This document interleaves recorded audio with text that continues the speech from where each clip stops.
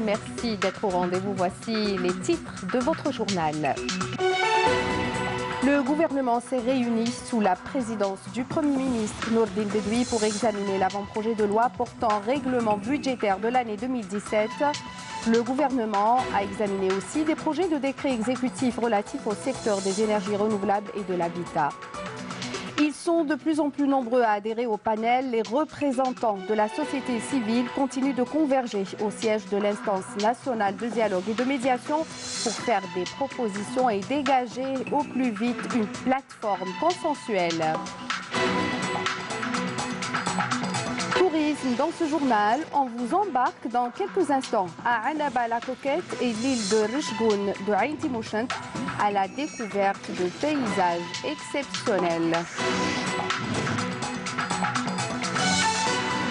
Bienvenue à tous. Tout d'abord, le gouvernement a tenu hier une réunion présidée par le Premier ministre Nourdine Bedoui, au cours de laquelle il a examiné l'avant-projet de loi portant règlement budgétaire de l'année 2017 et des projets de décrets exécutifs relatifs au secteur des énergies renouvelables et de l'habitat. Deux exposés ont été présentés également. Ils concernent l'amélioration du cadre de vie du citoyen et le marché de gré à gré simple. Manel Boutouaba.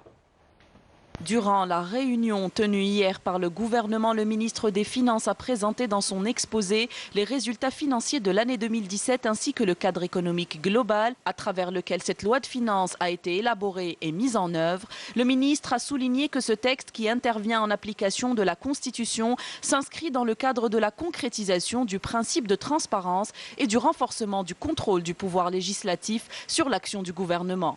Il a indiqué également que l'année 2017 a enregistré une baisse du niveau des ressources financières de l'État en raison de la forte baisse des produits énergétiques au niveau mondial. À noter que le prix moyen du baril du brut algérien a atteint près de 54 $. Le montant global des recettes réalisées s'élève à 6 milliards de dinars, dont près de 4 milliards de fiscalité pétrolière. Quant aux dépenses du budget général de l'État, elles s'élèvent à plus de 6 700 milliards de dinars, dont près de 5 milliards pour le fonctionnement, soit plus de 66%, et 2,3 milliards de dinars pour l'équipement, soit 33,5%. Le Premier ministre a mis à l'occasion l'accent sur l'impératif d'améliorer ce mécanisme de contrôle pour aboutir à une cadence permettant de présenter la loi du règlement budgétaire au moins une année après la fin de l'exercice au lieu de 2, mettant en avant la nécessité de rationaliser les dépenses de fonctionnement, insistant également sur la modernisation de la gestion financière publique. À ce propos, Nourdine Bedoui a ordonné l'adoption d'une nouvelle approche consistant en la rationalisation des dépenses de fonctionnement à travers la collecte de toutes les recettes publiques de façon systématique, en prenant en compte tous les aspects de la gestion de tous les secteurs et le gel du financement non conventionnel lors de la présentation de la mouture du projet de loi de finances 2020. Il a ordonné également la mise en place d'une équipe de travail pour proposer les mesures d'urgence afin d'élever le niveau de recouvrement des recettes publiques de l'État. Le gouvernement a examiné par ailleurs le projet du décret exécutif portant institution d'une conservation des énergies renouvelables et de l'efficacité énergétique, son organisation et son fonctionnement en tant qu'espace de coordination multisectorielle entre les différentes parties concernées et leur mobilisation pour mettre en œuvre un programme national des énergies renouvelables et de l'efficacité énergétique à l'horizon 2030 en adéquation avec les engagements internationaux de l'Algérie en matière de préservation de l'environnement.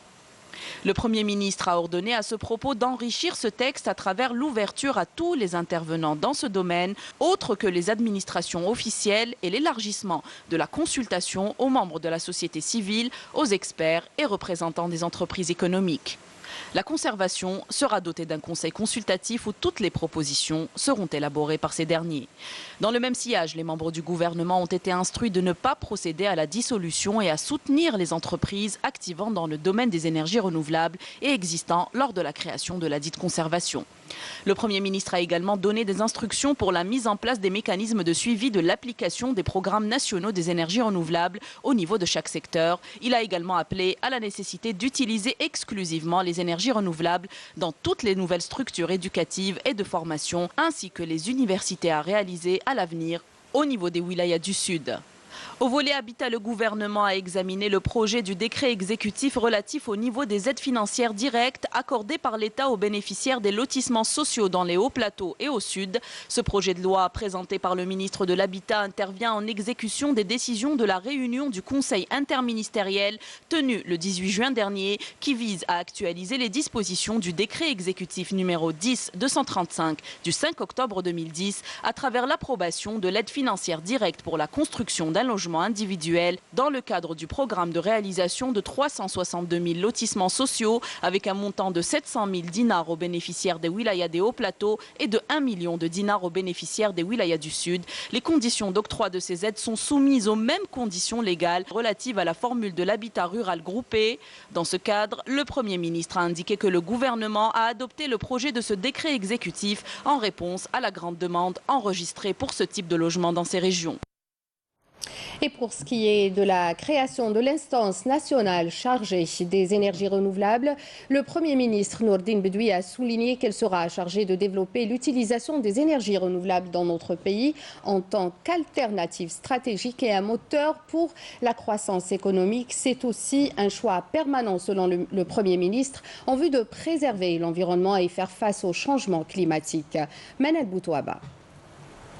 Le volet environnement a également été au menu de la réunion du gouvernement. La ministre du secteur a présenté un exposé comportant une série de propositions opérationnelles dans le cadre d'une stratégie globale à l'effet de promouvoir le niveau de vie du citoyen en lui assurant un environnement sain, notamment à travers la gestion intégrée des déchets par l'activation des mécanismes de contrôle de la gestion des centres d'enfouissement technique et l'amélioration de la qualité des études relatives à leur réalisation, des schémas d'orientation des communes et des mécanismes de recouvrement de la taxe d'élimination des déchets ménagers, ainsi que l'activation du tri et du transport sélectif des déchets, outre l'institution d'une journée nationale de l'agent du nettoyage le 20 février de chaque année. La ministre a évoqué également la création d'un observatoire national pour la diversité biologique, ainsi que l'accélération de l'installation des comités sectoriels pour la diversité biologique, le renforcement de la recherche scientifique au niveau du jardin d'essai d'El Hamma et le jardin de Londres à Biskra, en les classant comme des jardins botaniques, outre la prise en charge des espaces verts. Il s'agit également de l'amélioration des mécanismes de coordination intersectorielle dans le domaine environnemental, la promotion des énergies renouvelables, le renforcement des mécanismes de sensibilisation et d'éducation environnementale, l'accompagnement des différents partenaires et la création d'applications informatiques dans les domaines de vigilance et de signalement des contraventions relatives à l'environnement. À ce titre, le Premier ministre a donné des instructions pour encourager l'investissement privé dans le domaine, appelant à l'impératif d'inculquer la culture environnementale auprès de tous les responsables, notamment au niveau local, en adoptant des programmes de formation à leur profit. Il a été question également durant la réunion du gouvernement d'examiner le décret régissant le jardin d'essai d'El Hamma en vue de préserver ce patrimoine environnemental et de l'exploiter à des fins scientifiques et pour le divertissement, tout en conservant son caractère particulier et en renforçant la contribution du secteur de l'environnement à ce sujet. Par ailleurs, le ministre de l'Agriculture, du Développement rural et de la Pêche a été chargé de préparer le lancement d'une large campagne nationale de reboisement avec la contribution de toutes les autorités locales et centrales ainsi que les organisations de la société civile et les citoyens. Le projet du marché de gré à gré simple a été adopté également à l'effet de recevoir et réaliser une plateforme web pour la commission ministérielle chargée de l'application de la Convention d'interdiction des armes chimiques avec les entreprises publiques économiques présentée par la ministre de la Poste, des Télécommunications, des Technologies et du Numérique. Et ils sont de plus en plus nombreux à adhérer au panel pour faire leurs propositions. Eux, ce sont les représentants de la société civile, une dynamique quotidienne, mais aussi une détermination pour trouver les solutions idoines. Entre-temps, l'instance nationale de dialogue et de médiation poursuit ses travaux avec l'ensemble de ses membres et ses structures en vue de dégager au plus vite une plateforme consensuelle. Soumeya Zarouali. Ahmed et Hassan, deux représentants de la société civile, sont venus prendre contact, et ce pour la première fois, avec les membres de l'instance nationale de médiation et de dialogue, munis de propositions d'un ensemble de solutions à la crise politique que traverse le pays.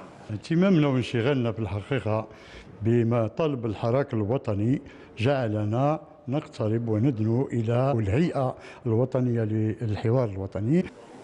Les exigences, propositions et suggestions de la société civile convergent au siège de l'instance nationale de médiation et de dialogue, ouvert 7 jours sur 7. Le siège connaît une dynamique particulière au quotidien. Notre visite aujourd'hui coïncide avec une réunion à huis clos avant l'installation de la commission des sages samedi prochain. كان اجتماع تحضير ترتيبات اللقاء مع الطلبة غدا بإذن الله، وأيضا تحضير تنصيب لجنة العقلاء والخبراء التي هي تسمى اليوم لجنة استشارية. لاحظتم اليوم أن هناك من الفاعلين من الحراك ومن الشخصيات التي تتوافد على اللجنة، أيضا هناك اتصالات من كل أنحاء الوطن، من شخصيات، من شباب، من فاعلين الحراك، من الجمعيات، من الطلبة. نحن نرتب أمورنا للقاء معهم في الأيام المقبلة إن شاء الله. انطلق من مبدأ أن الجميع يقول أن وسيلة الحوار هي المنفذ الوحيد للخروج من الأزمة السياسية التي نعيشها اليوم، وبالتالي كل الناس مقبلون في الأيام المقبلة بإذن الله إلى هذا الحوار. L'instance accueille quotidiennement à travers ses différentes commissions des centaines de propositions de la part des acteurs du Hirak, de la classe politique et des représentants de la société civile. اللجنة القانونية كما تعرفون بدأت في عملها، وأهم النقاط التي سوف تتعامل معها هي قانون الانتخابات وقانون الهيئة المستقلة للانتخابات. بطبيعة الحال نحن نحضر الهيكل العظمي فقط، لكن عملية يعني ما هي أهم الضمانات والتركيبة والاختصاصات إلى آخره فهذا يحددها المتحاورون. إذن فتأكيد على عملية الإسراع في الحل، والحل سوف يكون وقد أكدوا بأنه مع الانتخابات الرئاسية التي تجري في الآجال المعقولة وفي أحسن الظروف، ويجب أن توفر كل الضمانات بحيث أن الشعب الجزائري يختار حقيقة الشخص والبرنامج الذي سوف يفتح له المجال للخروج من هذه الأزمة في أقرب الفرص. Au siège de l'instance, l'heure est au travail et surtout à l'espoir. L'espoir de réussir au plus vite une amorce consensuelle. Et oui, enjeu capital pour l'avenir du pays. L'organisation des présidentielles est désormais plus qu'une urgence. Je vous propose d'écouter les réactions de quelques citoyens à ce sujet. لازم الحوار مع كل طبقات الشعب. الحوار هو الأساس، ونتيجة الحوار حسب رأيي لازم تتكون لجنة وطنية لمتابعة ومسايرة وإشراف على الانتخابات. لازم الانتخابات الرئاسية تكون أيضا في أقرب فرصة ممكن. احنا لازم، يعني قلت لك الحل الوحيد هو لازم نروح انتخابات رئاسية، والرئيس اللي يجي هو اللي يبدلنا الدستور وهو اللي يغيرنا السياسة تاع البلاد هذه، وما نبقاوش هكذا. دوكا نحوسوا دوكا المستقبل تاعنا خو، وجات دخلت على المسي تاع الدراري وجات، وكان ما كاش العسكر وانا ويا هذا وياكل في هذا، ها هو اللي باين العصابة راهي في الحبس واللي دار يخلص في أقرب وقت الانتخابات. ما كاش، ما تقدرش تريح هكذا. اليوم ماذا بينا نمشيو في الطرح تاع الدستور ونعجلوا بالانتخابات، يعني الانتخابات نعجلوا بها باش نخرجوا للحل. من بعد كي نديروا رئيس جمهوريه نقدروا نتكلموا على الانجازات تاع البلاد، ونقدروا نتكلموا على الاقتصاد وعلى الاجتماع. المخرج الوحيد اللي نشوفوا فيه هو المخرج بالنسبه للمرحله الحاليه وبالنسبه للتحديات الدوليه والاقليميه، لان فيه تحديات. المواطن اليوم واعي ولازم يكون واعي اكثر بالتحديات اللي راهي في الدول في العالم ومن خلالها في الدول نتاع الجوار. الشيء اللي خلينا نأكدوا أنه لازم نمروا المرحلة اللي هي الانتخابات الرئاسية اللي نشوفوا باللي ضرورة، ونشوفوا أنه كل مشاكل الأخرى تبقى محل نقاش لما يكون رئيس جمهورية شرعي منتخب بكامل الصلاحيات. فيه إجراءات اللي تتخذ في وقتها، وفيه نقاش اللي يفتح ويزيد يتوسع النقاش والناس كل تدلي يبدلوها. المؤسسة الدستورية الوحيدة اللي ما يعطيك حتى واحد يطعن في شرعيتها هي مؤسسة الجيش، هي اللي واقفة. وماذا بينا ما ندخلوش في الحوارات اللي يشككونا الناس حتى في هذه المؤسسة والمجهودات نتاعنا اللي ظاهرة للأعيان. احنا كسياسيين وين كاين سياسي في الجزائر نوجهوا له نداء يخلي كل شيء جانبا، ندخلوا في كيفية إجراء الانتخابات، كيفية تشكيل اللجنة المستقلة لتنظيم ومراقبة الانتخابات. ينحصر حوارنا هنا وفقط لأن عندنا عدة مشاكل ولكن لازم ندرسوها ونناقشوها في حوارات بعد ما نديروا رئيس الجمهورية. في الجزائر ما تقدريش تتكلمي على شعب بدون جيش، وماهوش غير في الجزائر، في أنحاء العالم. الجيش هو العمود الفقري للدولة الحديثة. باش تبني دولة حديثة لازم تكون عندك مؤسسة الجيش حديثة. الحمد لله، واليوم احنا عندنا مؤسسة حديثة ومؤسسات حديثة. الحوار أتمنى أن كل الجزائريين يشاركوا في الحوار بدون إقصاء. الجيش الله كتر خيره، احنا رحنا ندلوا في ديارنا راقدين مغطين، وما مساكين يضلوا برا في الصحاري وما يضلوا الليل والنهار. الحوار ضروري اكيد ولازم من الشعب يعني يدير الثقه نتاعو اولا في الجيش تاعو، والحوار ضروري واكيد. بلا حوار ما غاديش نمشيو لقدام. مهم الحوار، هذه حاجه باينه باللي مهم الحوار. الحوار على مصلحه الجميع، على مصلحه الجميع، مصلحه العامه هذه كامله. هذا الحوار حقيقه يسعدنا، وما كانش دول تمشي الا بالحوار، والحوار ان شاء الله يكون على اسس صحيحه، وان شاء الله نتمنى وان شاء الله لبلادنا الخير. ماذا بينا نروحوا للانتخابات رئاسيه ورئيس زين يخدم البلاد ونناضلوا كاملين من اجل البلاد وكل شيء وتسقم البلاد الحمد لله.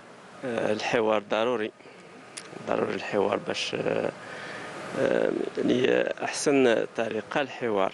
هذه بلادنا واحد وماتوا عليها رجال، هذه الدم سقيه بالدم الشهداء اخي الكريم علينا، ما عندناش بلاد واحده اخرى، ما خلوش الناس يضحكوا علينا، نتفاهموا. Et on s'intéresse à présent au développement local. À Msila, l'opération d'assainissement du foncier industriel a permis de relancer l'investissement dans cette wilaya. Une superficie de 10 hectares a été récupérée pour le lancement de 8 nouveaux projets d'investissement spécialisés dans la production des matériaux de construction. Yasmine Chouir. La région de Msila est devenue depuis quelques années un pôle important dans la fabrication des matériaux de construction, et ce grâce à des investisseurs privés qui ont pu intégrer le monde de la production, telle que cette usine privée de production de béton armé. بالنسبة لمشاريع الاستثمار عملية التطهير سمحت ب.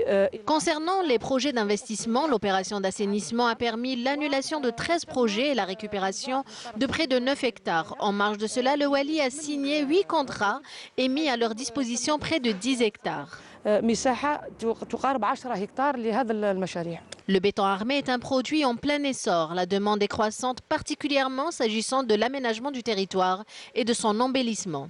حيث نعتمد في صناعة هذا الأخير على تقنيات جد متطورة وهي ألمانية. Nous comptons dans la production de ce matériau sur des techniques très récentes et évoluées. Une expertise allemande, notre main-d'œuvre est très qualifiée. La capacité de l'usine a atteint près de 4000 mètres carrés quotidiennement en alternance. L'usine génère 120 postes d'emploi directs et 100 postes d'emploi indirects.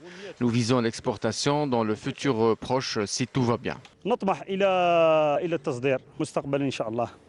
La production de matériaux de construction de qualité et la création de nouveaux postes d'emploi a sans nul doute un effet positif sur l'économie nationale. Exemple à suivre. Et pour ceux qui n'ont pas encore acquis la vignette automobile 2019, sachez que le dernier délai de vente est fixé pour aujourd'hui à 16h. On rappelle que la période d'acquittement a été prolongée avec un prix établi en fonction de la puissance de motorisation du véhicule ainsi que son ancienneté. À l'étranger, le pouvoir chinois durcit le ton. Des forces de sécurité chinoises sont mobilisées aux portes de Hong Kong en vue de rétablir l'ordre où les activités à l'aéroport sont revenues à la normale. Une vidéo de véhicules militaires chinois aux portes du territoire a été diffusée par les médias. Le président américain Donald Trump propose une rencontre avec son homologue chinois pour tenter de régler le conflit. Le Pakistan a adopté un ton guerrier également face à l'Inde, Islamabad mettant en garde New Delhi contre toute agression dans sa partie du Cachemire, un territoire montagneux majoritairement peuplé de musulmans pour lequel les deux pays se sont déjà livrés de guerre. Le Premier ministre indien a défendu sa décision controversée de révoquer l'autonomie constitutionnelle de la partie du Cachemire contrôlée actuellement par l'Inde.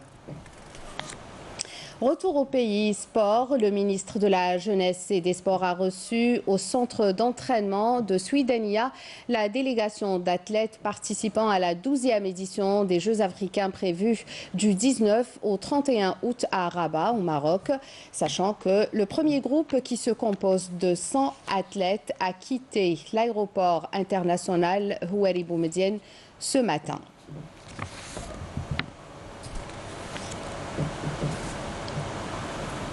هذا الرياضيين اللي رسالة تاعنا احنا واضحة اللي هما بالنسبة لنا خيرة رياضيين في كل الرياضات خيرة رياضيين الجزائر هما النخبة هما القدوة. احنا نتمنى لهم هنا حد سعيد فيما يخص الامكانيات. احنا امكانيات نوفروها الاتحاديات بما ان نضل امكانيات مقبولة جدا اللي كانت اتيحت لهذا الرياضيين خاصة فيما يخص التحضير. ايضا على مستوى اللجنة الأولمبية اللي نقدروا نقولوا أنه الدولة دعمت اللجنة الأولمبية اللي هي اللي تتكفل أيضا بالجزء من المهم من تنقل هذا ولا حتى تأطير النخب هذه في دولة المغرب الشقيقة. عامة احنا نقدروا نقولوا جد راضيين بالظروف اللي راهي تواكب هذا الحادث هذا، ونتمنى حد سعيد للنخبة الوطنية في هذه الألعاب. وكما قلت تكهن يعني كان واضح، يعني طلبنا من كل وفود المشاركة باش تكون يعني مشاركة بامتياز. Football à présent, le coup d'envoi de la saison 2019-2020 de la Ligue 1 mobiliste de football sera donné cet après-midi avec les 3 nouveaux promus en Ligue 1, en l'occurrence l'US Biskra, la Sochleff et le NC Magra. Les rencontres sont prévues jeudi, vendredi et samedi. En voici le programme des matchs qui s'affiche sur ce tableau, notant que la rencontre MC AS Ain Mlila et celle du MC Oran USM Belabès seront retransmises en direct respectivement le vendredi à partir de 21h et le samedi à 20h45 sur votre chaîne Canal Algérie. Tourisme à présent, direction Annaba, la coquette, la reine de la côte de l'est du pays, connue surtout pour ses belles plages au sable fin qui continuent de captiver les touristes. Elle séduit également par l'hospitalité de ses habitants. Encore quelques jours pour faire le plein et en profiter pleinement. Camélia Melel. Située au nord-est du pays, la ville de Annaba constitue un véritable trésor en matière de tourisme, avec un littoral de 80 km bordé par des plages plus somptueuses les uns que les autres. La perte de l'est du pays dévoile ses nombreux atouts, surtout durant la saison estivale. La wilaya de Annaba dispose de 27 plages, dont 21 sont autorisées à la baignade. Ces plages sont réparties à travers 4 communes, à l'exemple de Annaba, de Sraïdi, de Chtaibi et aussi de Boni.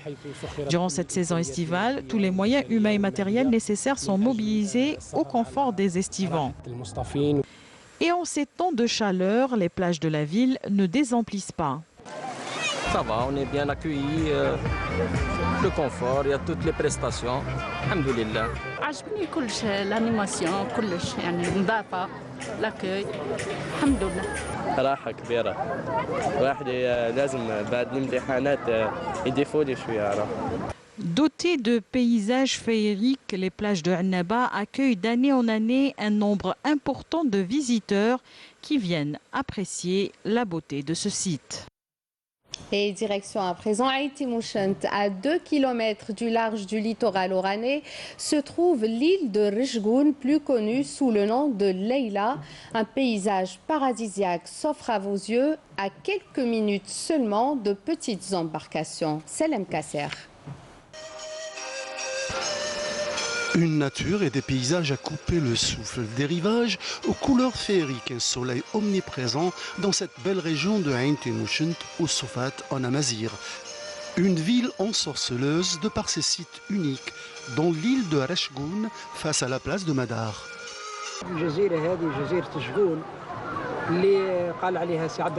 L'île de Rechgoun, selon Abdelrahman El-Djilali, historien algérien, signifie la tête du monstre.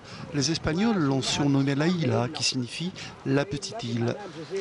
Elle est située à 2 km éloignée du littoral. Les familles s'y rendent en barque pour une visite touristique afin d'admirer la beauté de cette île.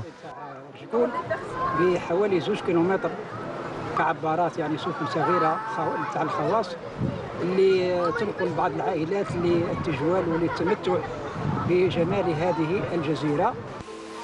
Beaucoup de touristes affluent en cette période estivale vers les rivages de Arashgoun. بصراحة هو يعني ساحل جميل جدا متميز بالجبال والجواء النقي النظيف.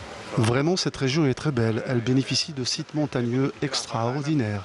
J'ai beaucoup voyagé à travers le monde et je trouve cette région unique. بصراحة مكان جميل. يا rien à dire. كل شيء غاية، الناس يشوفوا راهم يعوموا راهم فرحانين. Tellement de noms de plages propres et limpides à Ain Temouchent que vous pourrez peut-être un jour visiter en ces périodes estivales. Ah oui, très belle région. Merci de vous avoir prêté attention. Tout de suite, la météo avec Mina Abed. N'oubliez pas les adresses électroniques qui s'affichent en bas de votre écran pour le replay de tous nos programmes. Je vous souhaite une excellente journée sur Canal Algérie. Au revoir.